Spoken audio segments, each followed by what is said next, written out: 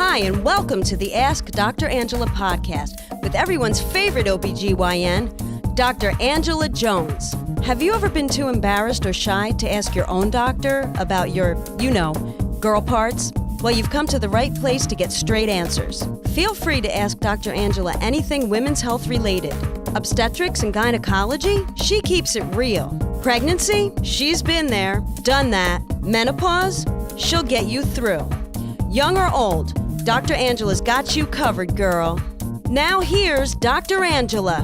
What's good, people? This is Dr. Angela, everyone's favorite OBGYN, and I would like to welcome you to episode 283 of the Ask Dr. Angela podcast. Before I jump into that, I don't know what the weather's doing where you are, but it is cold here. It's like freezing. I'm telling you, literally, the weather in Jersey has been crazy. I literally went to the gym yesterday morning, and when I walked out of the gym, it was almost 50 degrees. I subsequently went to the movies with my daughter. We went to see, what is that movie called? It's the Ruth Bader Ginsburg movie, On the Basis of Sex, which is fantastic, by the way. Ruth Bader Ginsburg, I'm a huge fan. Remarkable story. But anyway, by the time we walked out of the theater, the temperature had dropped at least by 25 degrees. And this morning, when I got up to walk my dog, and I went to step outside, my dog looked at me and said, I'm not going out there.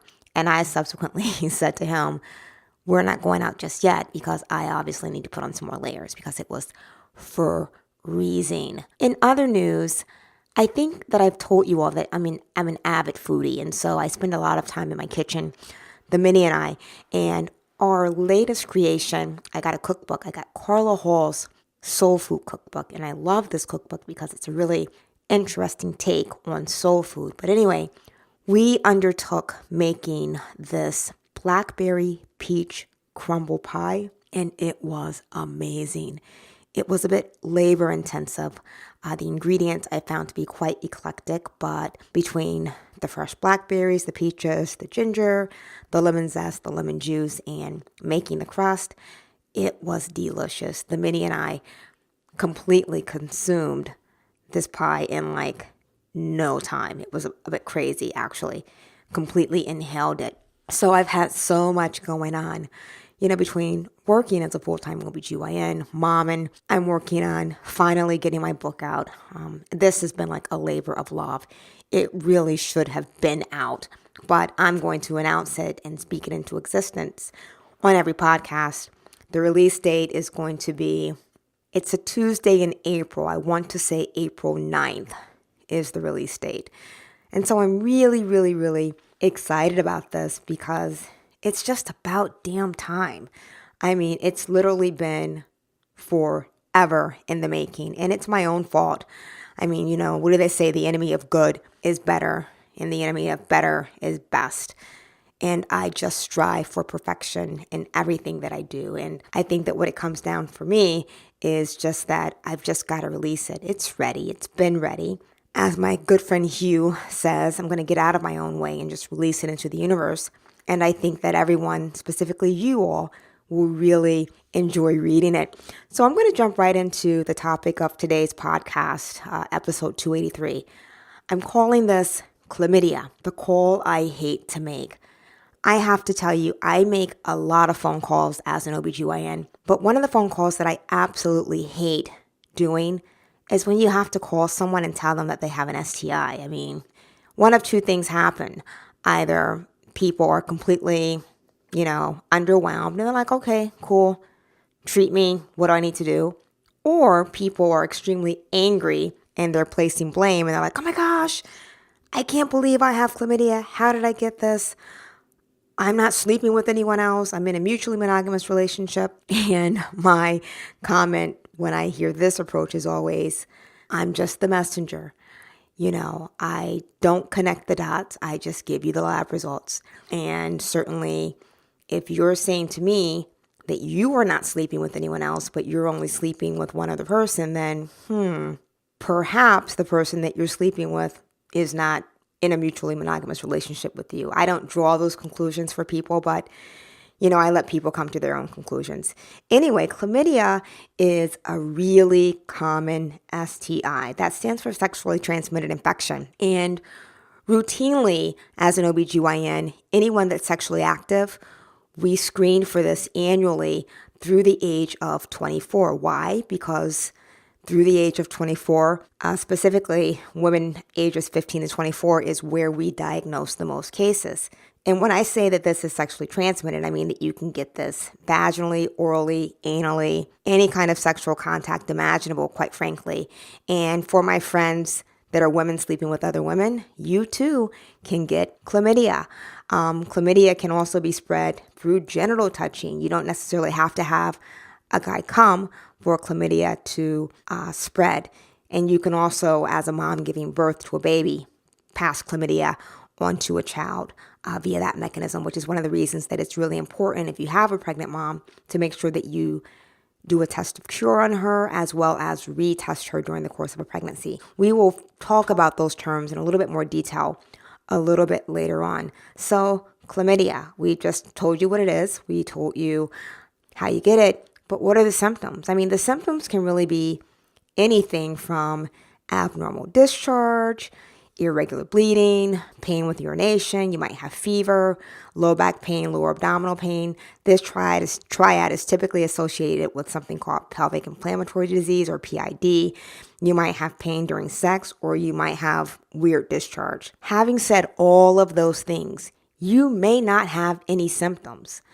I'm going to tell you that most of the cases of chlamydia that I diagnose are in completely asymptomatic women. Go figure. The deal with chlamydia, however, is that once you get it, we really need to diagnose it and treat it. Because if left untreated, certainly you can end up with what I previously mentioned, i.e. pelvic inflammatory disease. And if left untreated, this can certainly have some repercussions further down the line with regards to causing significant pain, scarring in the pelvic organs, which can then lead to things such as infertility. How do we treat chlamydia? It's pretty easy. We give you a course of antibiotics. Most states do allow for partner treatment as well. So what I usually do, if I diagnose a young woman with chlamydia, I give her a script not only for herself, but I also will provide a script for her partner. Most recommend a retest 3 months after treatment. Occasionally, we also do recommend something called a test of cure. Tests of cures are not done routinely, but there are certain circumstances where we do recommend a test of cure to make sure that the symptoms, not so much the symptoms, but that the chlamydia has been treated. You would certainly offer a test of cure or do a test of cure during pregnancy if status post-treatment, the symptoms are still present, or perhaps if you are taking kind of an inferior treatment option, whether it's something like erythromycin or amoxicillin, we certainly would offer a test of cure in that circumstance as well. Again, once you are treated for chlamydia, most physicians worth their salt will retest you 3 months status post your course of antibiotics just to make sure that you have not become reinfected. With regards to when you can have sex status post being treated with chlamydia, first of all, make sure that you and your partner have completed your antibiotic therapy, which in most cases, I know we usually go with azithromycin. It's a one-time dose. I believe it's a gram. PO times 1. That's usually 2 capsules. I think it's 500 milligrams. Don't quote me on that, but I think it's right. And then we bring you in 3 months later to make sure that, again, you haven't been reinfected. We usually recommend that you don't have sex for a week after treatment. I'm going to say that again, a week after treatment. So chlamydia, it's the phone call that I absolutely hate to make, but it is something that I treat a little bit more often than I would like to admit. And I have to tell you, I feel like chlamydia, gonorrhea, all of the STIs, in fact, are really making a comeback. Not only, do we see it amongst our young people, but we're also seeing it in higher prevalence amongst the more senior population who sexual activity is lasting longer and they're more, active, longer into life. They're dating more, a little bit more promiscuous than the days of old, so to speak. So that's kind of like chlamydia in a nutshell. Never a fun phone call to make, but a necessary phone call to make so that we can make sure that people are being adequately treated. So there you have it. chlamydia. Thank you so much for humoring me and continuing to follow along with the Ask Dr. Angela podcast. It's always a pleasure chatting with you and putting things out there into the universe that I think that people want to hear about. If you certainly have any queries, questions, or topics that you want addressed, you know how to reach me. www.askdrangela.com. That's AskDrangela.com.